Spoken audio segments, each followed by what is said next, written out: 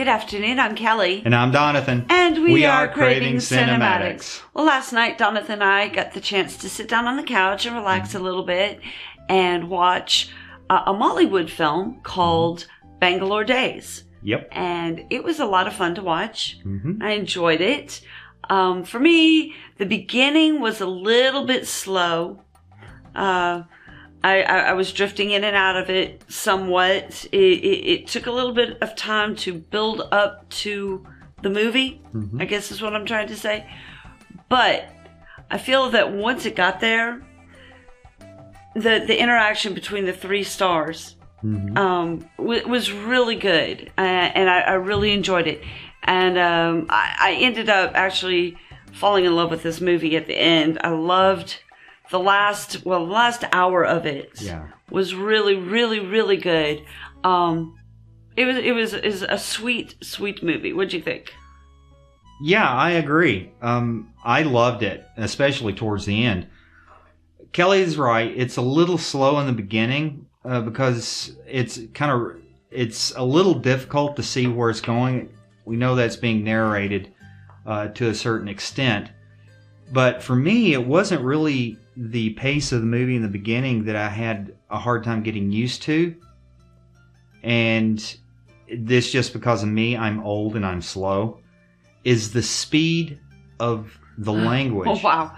Yeah. Because what ended up happening is that the subtitles try to stay in pace with the words that are being spoken.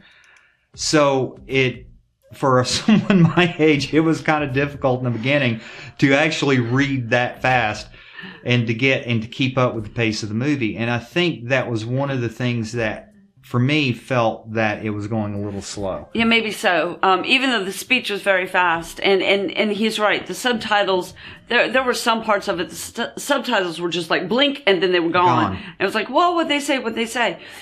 So yeah, I did have a problem with that too. Yeah. The subtitles weren't up there long enough. And I understand in a movie you're not going to talk this slow because old people can't understand you. And you need to talk at a normal pace, but my goodness gracious, if y'all really talk like this, oh my gosh, I can't, there's no wonder why. It's a fast-paced society. Yeah, I mean, the speed that your brains work at is just absolutely amazing to me. Because anyone who could put together thoughts like that and then be able to speak that fast is just fascinating. Yeah, I felt like I needed to take a speed reading course. But overall, the movie is outstanding. Oh, yeah.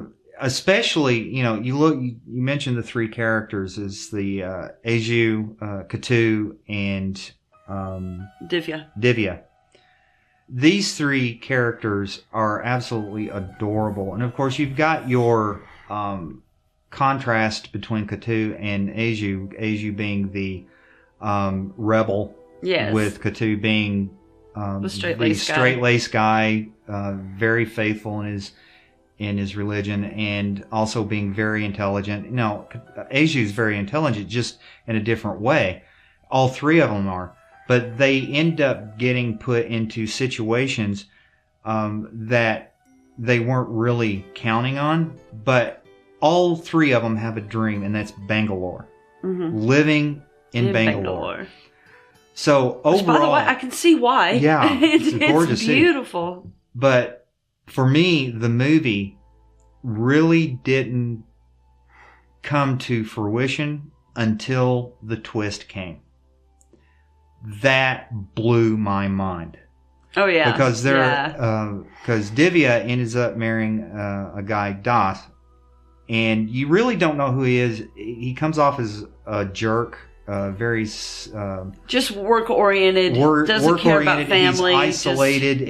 He doesn't have any real human interaction or anything.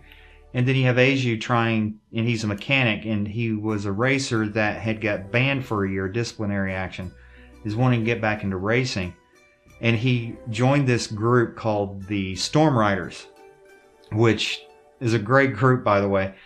And yeah, I liked those characters, and I would have liked to have seen more of them. Yeah, me too. To be honest.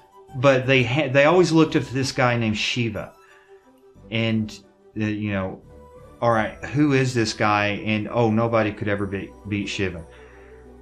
And Shiva had just disappeared one day, just off the face of the earth. Now, I guess you see where we're going with this, and this is going to be in the spoiler review section. If you haven't seen this movie, cut it off right here. Stop now. But if you have seen it, you know what I'm talking about. Das and Shiva are the same person, and he was completely different before the tragic motorcycle accident that killed his girlfriend. So, and then all of it just came together so beautifully. All three main characters, Divya, Aju, and Kuttan, found love. They found who they were supposed to be with. They ended up in their careers where they were supposed to be, and they're all living in Bangalore, their childhood dream. So yeah, I love this movie, and I would definitely watch it again.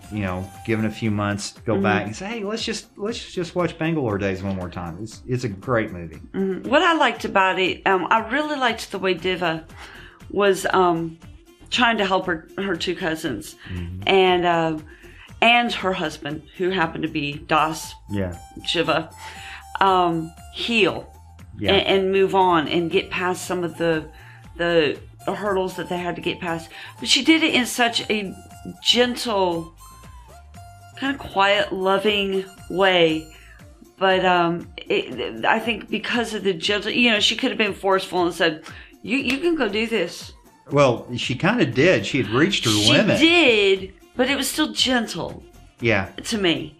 The way she went to Natalia's parents. Yeah. And became friends with them. Well, Natalia happened to be Shiva / Dasha's girlfriend, who was killed on the motorcycle with him in a bad accident. Yeah.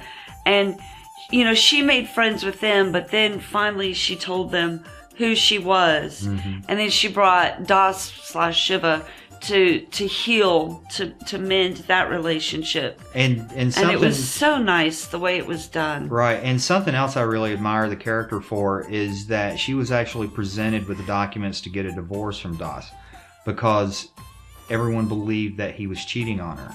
And she knew, no, there was something more to this, and she refused to sign the papers and remained his wife, which shows a lot of strength in her, and her faith in believing that her husband, there was something more. There was a reason why he was this way.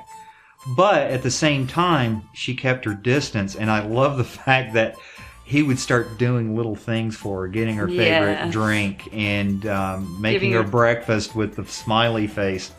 That was sweet.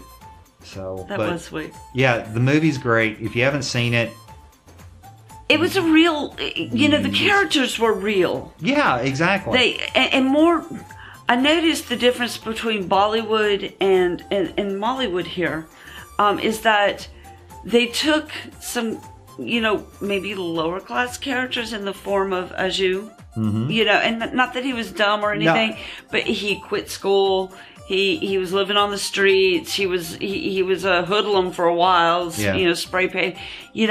Just took some real life characters and put them in a film and made a story around them. Yeah.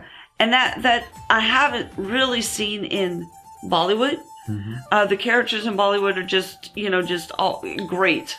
Just wonderful people. And so that's kind of a little bit of a difference that I noticed in the two styles of filmmaking. Yeah. Well, when we were watching this, I made the statement that this kind of reminds me of a crossover between American Graffiti and St. Elmo's Fire. And it really has that kind of feel to it and that kind of vibe. So, yeah, we absolutely loved it. Another movie we would highly recommend to you. Yep. Well, I'm Donathan. And I'm Kelly. And we are Craving Cinematics. Cheers.